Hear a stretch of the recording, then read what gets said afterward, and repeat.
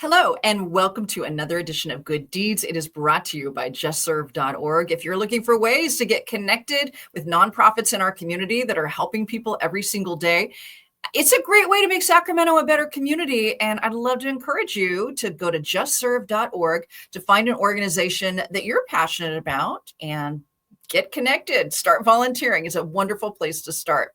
Today, we are finding out more about Foothills Compassionate Care with Heidi Wingo. Thank you so much for taking time to chat with us today. Tell us what Foothills Compassionate Care does. All right, absolutely. Well, thank you for having us, first of all.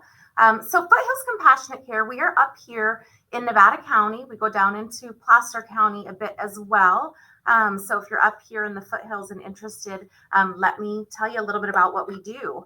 We originally started 46 years ago as our local nonprofit hospice. We have been known as Hospice of the Foothills for 45 years. Last year, we decided to add this beautiful umbrella name, which is Foothills Compassionate Care, so that we could highlight all of the different services we offer. So, of course, our hospice service is a service for those of us who are at our end of life journey. So 6 months or less of a terminal prognosis. But then just to kind of highlight some of the other things that we do outside of hospice. Hospice is still the core of what we do. We offer palliative services, which is terminal chronic supportive care.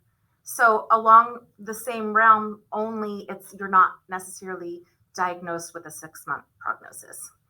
So helping folks with chronic illnesses, kind of wraparound care, giving them social support, spiritual support. So that's our Sierra Community Palliative Care Clinic.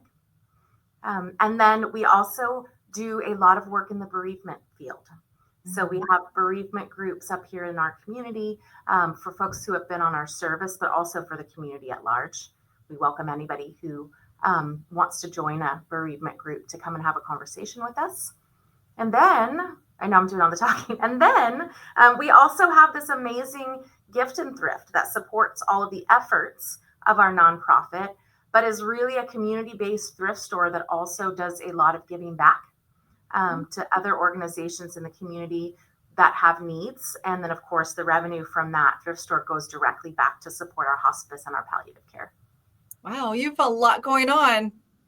We do. You know, it all has a central theme of helping humans with chronic illnesses or toward the end of life. But, you know, being around for 46 years, we're really embedded in this community and in our surrounding communities. And so we've got a lot to offer. Yeah.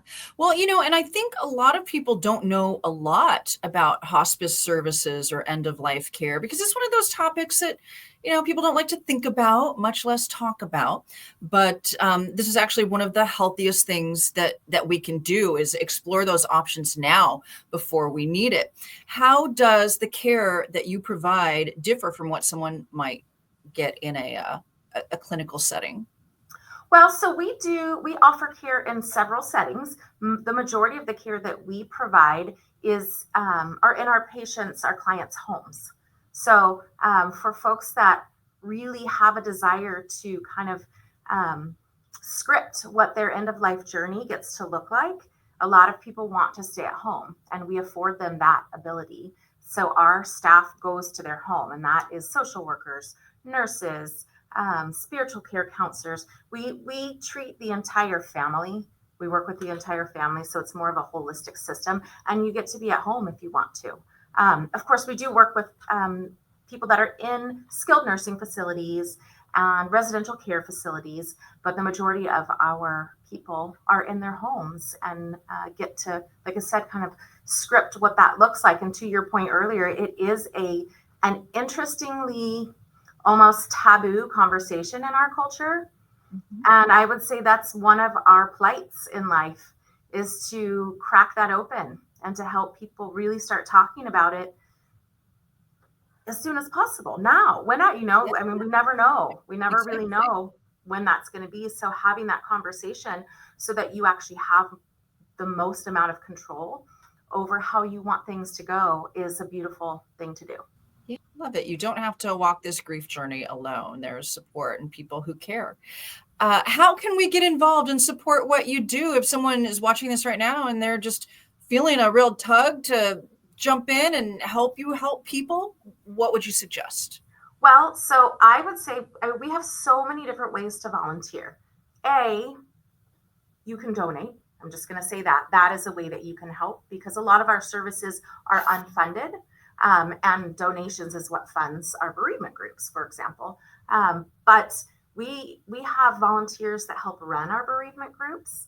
We have volunteers. We have a dying vigil team, and what that team does is make sure that nobody dies alone.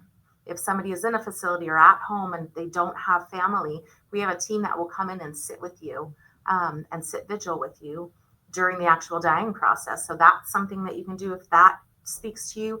Our thrift stores have over 100 volunteers. And then we also have patient care volunteers that we call friendly visitors.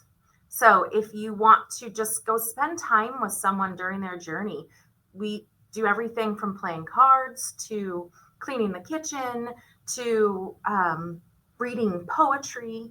There's a lot of space for volunteers in what we do. And what a beautiful way to give back and help someone along this path. Thank you for the work that you're doing. And thank you for taking some time to chat with us about this. Got your website up on the screen. And if folks want to know more, they can just go to your website, contact you. And I hope we can get lots of volunteers to support what you're doing. Yes, absolutely. Thank you so much again for allowing me to just come and share what we do.